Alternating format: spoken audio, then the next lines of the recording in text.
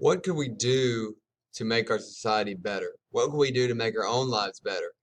These are the questions that people began to ask themselves in the mid 1800s as they were thinking about how they could reform or remake or improve society. The movement that started the reforms was the Second Great Awakening. This is a Christian movement in the early 1800s, and people at this time started to believe that they could become closer to God, and preachers traveled from town to town and had revivals, inspiring people to improve their lives and move closer to God.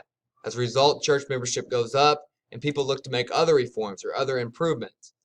Women and the middle class people were at the center of these reforms and made a huge impact with the changes they were willing to make and the problems they were willing to expose. One of the biggest problems in society at this time were that people were simply drinking too much. They didn't have the self-discipline to stop drinking. And as a result, people were having all kinds of problems and causing problems for society. Relationship problems because of alcohol abuse, lack of performance at work, injuries, violence, all the things that alcohol can cause. And so many women in particular were pushing for the idea that people should try to drink less or maybe not at all, and maybe alcohol should be banned. The total ban on alcohol didn't gain a whole lot of traction, but people began to consider how much they were drinking and how easy it was to get alcohol. Dorothea Dix made a huge impact for people who didn't have a voice. It shows you what one person can do. She went and visited the prisons, and what she found there appalled her. She found that it wasn't criminals that were being imprisoned for the most part, but mentally ill people and runaway or orphan children. And in these prisons, they were these people who, to no fault of their own, were in prison, were being treated horribly, locked up, thrown away the key, in cages, tied up, beaten, unclothed, eating horrible food, embarrassed, mistreated in so many different ways. And as a result of Dorothea Dix's compassion and efforts, changes were made for a more humane treatment for people in prison, and that mentally ill people should be treated as patients, not as criminals. At this time, education was very varied, and basically only the rich could afford to get their children to be educated. This all changes with the Common School movement.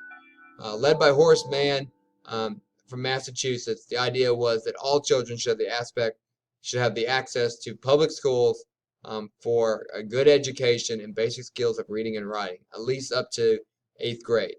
And that teachers should know what they're doing. They should be trained. So the Common School movement is one of the reasons why our country became so educated. Women pushed for more education. The low mill girls grew up, and they demanded more education and more rights.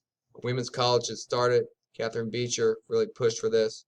They also realized that people with special needs, people who are blind, people who were hearing impaired, should have a chance to learn as well. So they developed Braille, sign language, different things like that, and started giving all people a better chance for success. What can we learn from this? Well, it's really a key life lesson. We must continuously evaluate and improve ourselves and our world around us. The tough part of this is evaluating what is wrong with our lives, being able to say, what can we do better? And then you have to take access to make improvement. So work to improve all areas in your life that are weak, and work to strengthen your strengths as well. A great exercise for this is just once a day to write down one thing that you did well that day, one thing that you need to improve on, and then one action step you can take to make improvement on the item that you didn't do real well on. If you did this each and every day, you would make constant improvement and constant adjustments and experience huge success, I believe.